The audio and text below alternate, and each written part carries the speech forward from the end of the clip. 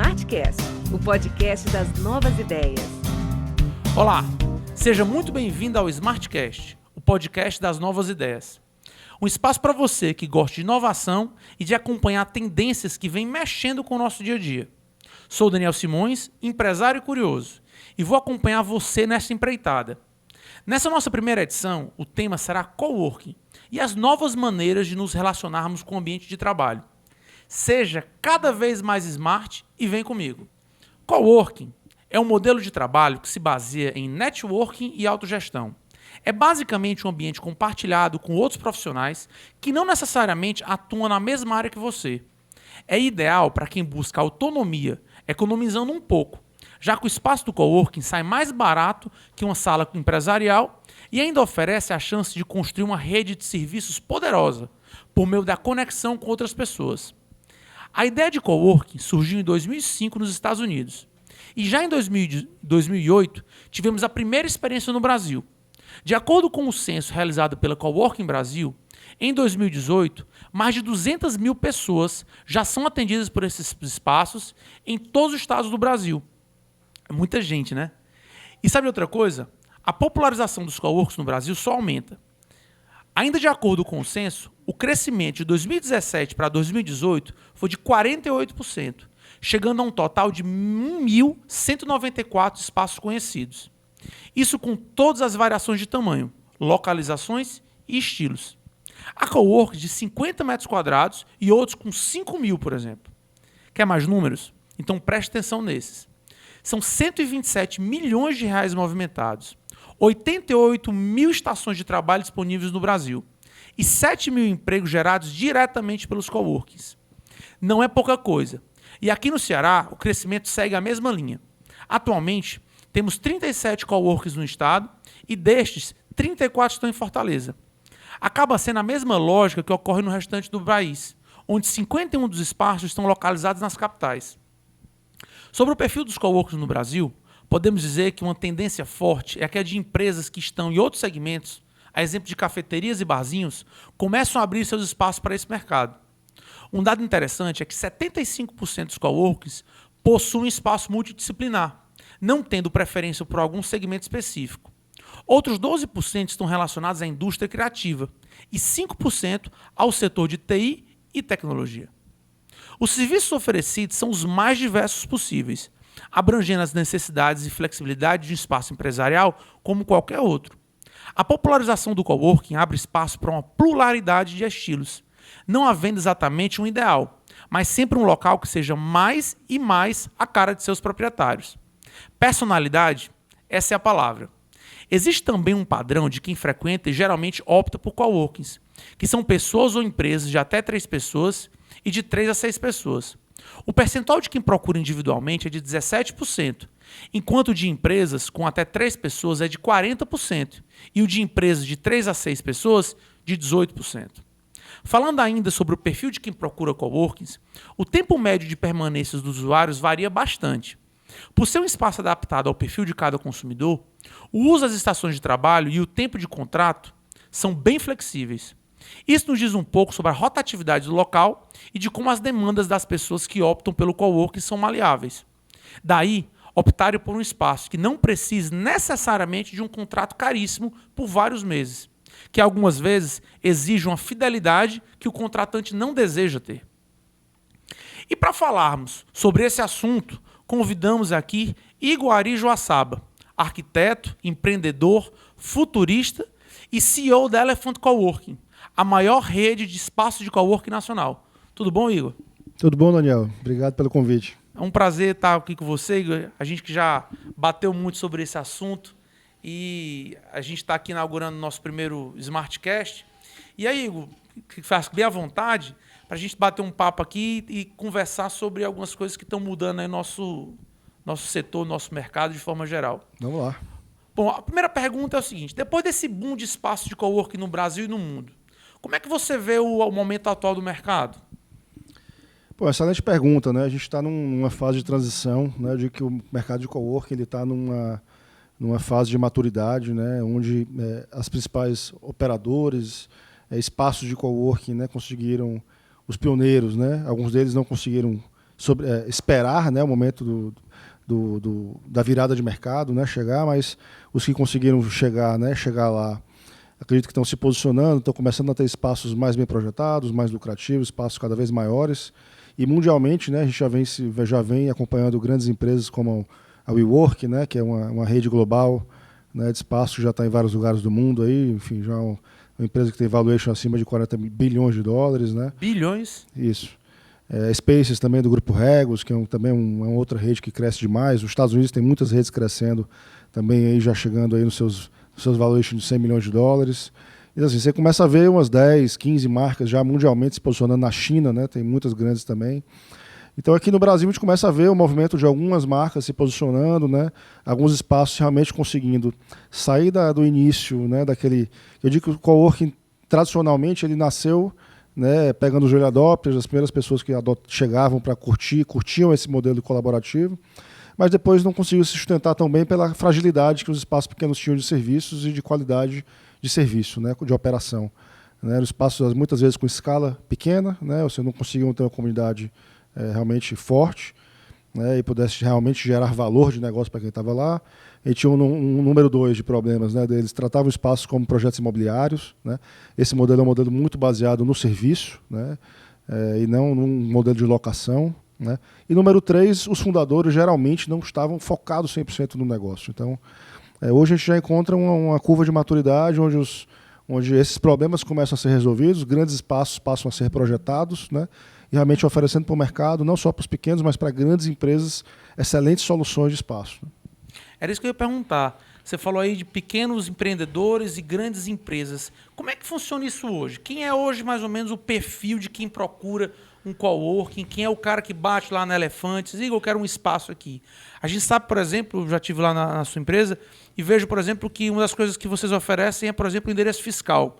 Para quem não sabe, hoje, para você abrir uma empresa, seja uma MEI ou uma grande empresa, você precisa ter um endereço fiscal. E a gente vê algumas empresas, por exemplo, prestando esse serviço, e eu vi que vocês oferecem. Quem é a pessoa que hoje vai lá e diz assim, rapaz, eu quero ser teu cliente? Quem é hoje essa pessoa? Olha, a Elephant ela sempre se posicionou, né, eu acho que tem vários perfis de coworking. Né, tem coworkings segmentados, verticais e com posicionamentos diversos, mas a gente sempre se posicionou como hub de inovação e hub de empreendedorismo. Né, então a gente sempre quis ser reconhecido por isso. A gente sempre promoveu eventos, né, para a comunidade, então a gente sempre teve uma comunidade muito forte, associando a nossa marca a eventos de inovação. E acabou que a gente acaba atraindo muitas pessoas que procuram inovação, procuram, às vezes, se adaptar na carreira, procuram novos horizontes, querem abrir empresa, por exemplo, quando eles pensam em abrir empresa, eles lembram da Elephant. Né, pela forte conexão que a gente tem, né, nos locais onde a gente está, nos ecossistemas onde a gente trabalha, a gente acaba também atraindo empresas de fora, né, que realmente querem se conectar rapidamente às suas praças onde elas estão presentes, querem soluções rápidas, querem boas conexões com a comunidade como um todo, querem soluções realmente não só de espaço, né, mas principalmente de serviço. A gente vê um movimento muito grande, né, de empresas que eu digo da Fortune 500, né, por exemplo. Hoje já ocupa mais ou menos 15% a 20% do mercado internacional dentro de espaços de coworking, onde cada vez mais as grandes empresas entendem que eles contratam projetos por equipe, né, colocando equipes remotas, equipes flexíveis, muitas vezes mais próximo do trabalho onde elas estão, e também para beber da fonte dessas pequenas empresas. Né? As empresas grandes não querem mais estar sozinhas, isoladas numa ilha, né, num prédio, sozinhos. Eles querem se distribuir e estar associado às pessoas. Eles querem beber da fonte das startups, querem beber da fonte da inovação, querem que os colaboradores e pessoas que trabalham diretamente, principalmente projetos de inovação e criatividade, estejam em ambientes que realmente promovam maior interação, promovam maiores conexões. E essa empresa, acho que a gente não está mais vivendo, a gente parou da era da ilha, né? Então, assim, ninguém mais é uma ilha, todo mundo trabalha em cooperação e colaboração. E esses espaços são excelentes plataformas para promover isso, seja para o pequeno, para o médio ou para o grande. Hoje a solução ela é completa para todo mundo. E como é que tu vê, Igor, por exemplo, como é que a tecnologia mudou a forma que essas pessoas trabalham? Você falou de inovação, você falou de startup. A gente sabe, por exemplo, que a gente está no era do compartilhamento e a gente fala muito hoje sobre internet das coisas. A gente sabe hoje que um iPhone, um smartphone hoje basicamente tem mais tecnologia. O pessoal falava que antigamente um smartphone de hoje tem mais tecnologia do que computadores dos anos 90 e até muito mais às vezes do que a tecnologia que levaram o homem à Lua. E aí eu te pergunto, como é que você vê essa mudança, né? Como é que a tecnologia de forma geral, a IoT, etc., está mudando, por exemplo, como é que essas pessoas estão trabalhando? Eu acredito que existe uma curva de maturidade e aprendizado em relação a isso ainda, né? Tem muita gente que se fantasia do trabalho remoto, do trabalho na sua casa, né? A gente defende muito o misto, né? A gente defende muito que é muito interessante você ter essa flexibilidade, você está trabalhando de vários lugares, mas é muito interessante também se conectar com pessoas fisicamente nesses ambientes, né? O nível de relação, o nível de... Por exemplo, você tem 34 vezes, estatisticamente, mais chance de fechar um negócio numa reunião presencial do que numa reunião remota. Né? Então, são estatísticas globais, onde mostra que o aperto de mão, as conexões pessoais, a empatia física ainda faz muita diferença, apesar de que a facilidade do trabalho remoto, né, deslumbrou, acho que teve uma curva inicial de deslumbramento com a questão de você poder trabalhar de casa, do home office e tal, e que isso tudo era muito legal. Tem muita gente que com muita disciplina consegue, né, ter resultados interessantes, mas a gente acredita que o modelo misto ele é mais saudável, né? Assim, você tem o seu momento de se focar e tudo, e tem o momento de trabalhar fisicamente também com outras pessoas. E assim, os espaços eles acabaram, cada vez mais eu digo que o espaço é commodity, né? Assim, você tem toda uma rede diversa de soluções tecnológicas para você poder se conectar. Mas, por isso que os espaços de prédios e mercado de construção civil, a gente vê uma transição, né, de espaço, de propriedade para serviço e para usufruto. Né? Então, assim, cada vez mais as pessoas investindo... Escritório on demand, residência on demand, ou seja, você usar isso como um serviço e não como uma propriedade, você está dizendo? Exato. A gente hoje vive num mundo que muda muito rápido, né, num clique, então a gente muitas vezes imobiliza de forma inadequada, talvez na hora inadequada, né? A gente está muito jovem, então a gente acaba imobilizando muito investimento num determinado imóvel, né? Quando é muito grande, talvez o momento não seja adequado, o momento seja quando você realmente estiver formando uma família, enfim. E no momento mais jovem é interessante você ter mais flexibilidade para trabalhar mais perto do trabalho. Muitas vezes você muda de empresa, tá? Uma hora está em Fortaleza, outra está em São Paulo, outra está em Natal, outra está em Belo Horizonte, Nova York, Portugal, enfim.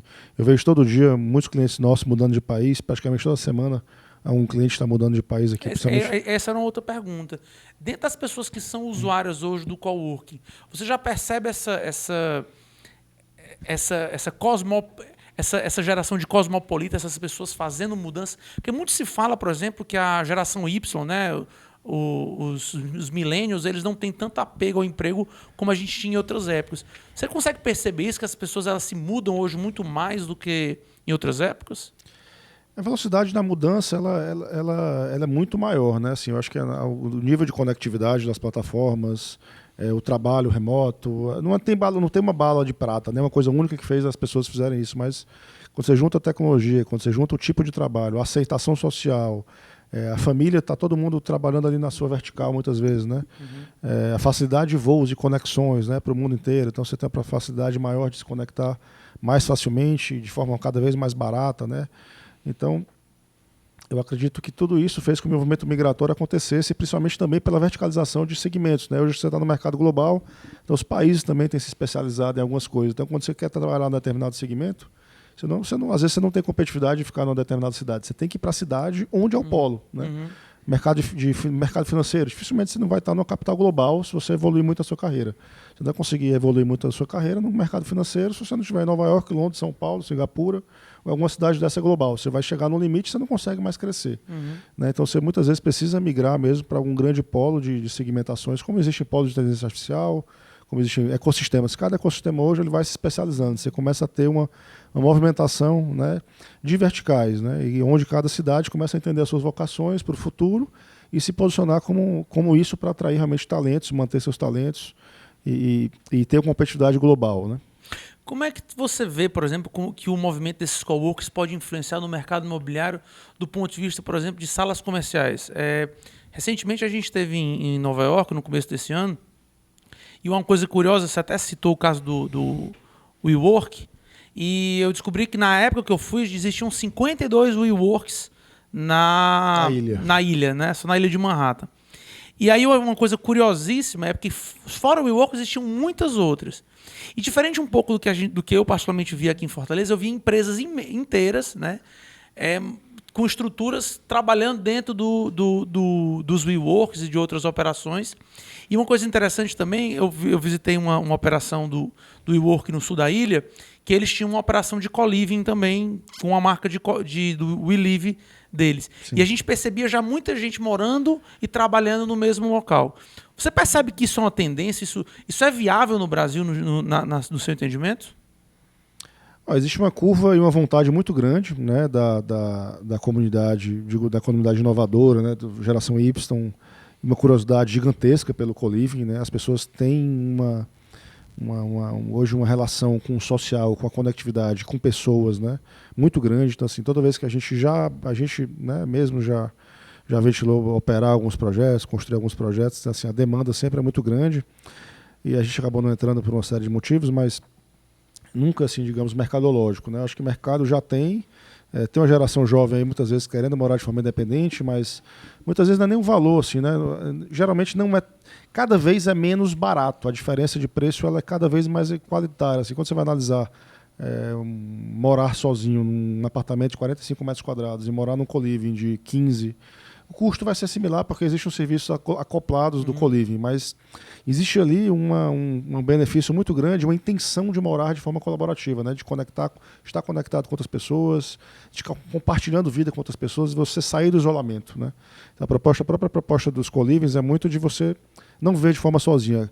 É você ter dentro de um ambiente colaborativo, uma rede de apoio muito grande de pessoas que estão ali para te ajudar. E ali você sabe que você não está só. Se você passar mal, por exemplo, né, problemas de saúde, então você tem uma rede ali legal. É como se você morasse num ambiente que não é só compartilhado, mas que as pessoas estão ali, têm intenção, que eu acho que essa é uma grande palavra que a gente fala muito na Elephant, né? A intenção de trabalhar ou de viver num ambiente colaborativo e compartilhado, né? E a intenção de viver em comunidade. Então, essa é a grande palavra que faz diferença. Não é quantas pessoas são no cowork, quantas pessoas são no apartamento, ou enfim, às vezes é a qualidade do projeto e de serviço. Sim, a intenção, a relação com a comunidade, né? Você pode ter 2 pessoas e ser um coworking, 100 pessoas e não ser, né? Ser uma história virtual, onde ali as pessoas não têm intenção de trabalhar em comunidade, né? E se conectar, e de colaborar entre si, de potencializar negócios, aprender e trabalhar em rede, enfim, potencializando todos os negócios para eles mesmos. Mas a intenção é a grande palavra que faz uma grande diferença, né? Eu acho que São Paulo já está com vários projetos, né? Eu já tenho visto algumas coisas aqui em Fortaleza, né, doutor Daniel? Algumas. Começando, pelo menos. E você falou uma coisa interessante, Igor, que você falou aí sobre a economia colaborativa, que ela anda em paralelo em relação à economia compartilhada. E eu te perguntar o seguinte, como é que você vê como é que a mudança, por exemplo, que a economia compartilhada, né, a economia colaborativa, está mudando no dia a dia das pessoas? Por exemplo, a gente já vê muita gente abrindo mão, por exemplo, do uso do carro para utilizar Uber no espaço como transporte do dia a dia. A gente já vê, por exemplo, em cidades como São Paulo, as pessoas utilizarem carro compartilhado, né, empresas se especializando nisso, mobilidade urbana. Como é que o coworking pode estar agregado a essas mudanças comportamentais de mobilidade humana, do possuir, né, da rede do acesso e etc.? Assim, eu sou um defensor do coworking, né? Trabalho nisso e entendo que assim, hoje a gente praticamente passa boa parte da nossa vida nos espaços de trabalho. Então, se existe uma plataforma hoje, que eu digo assim, muitas vezes as plataformas digitais competem por minutos, né, de atenção dos seus clientes. O coworking ele compete por horas, né? As pessoas passam 10, 8, 12, 16 horas às vezes dentro do espaço coworking por dia.